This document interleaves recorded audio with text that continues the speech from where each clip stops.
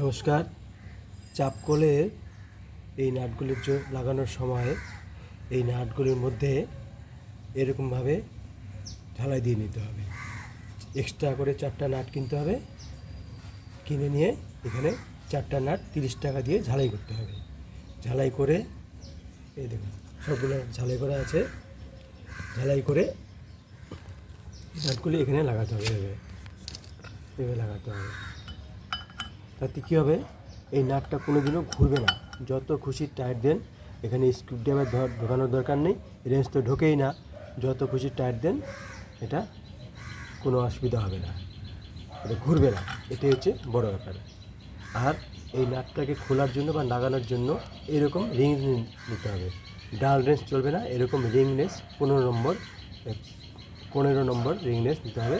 তাহলে কী হবে, এই নাটটা কোনো দিনও নষ্ট হবে না, এই ধারগুলো কোনো নষ্ট না, 5 বছর চলে যাবে এই নাটগুলো, এই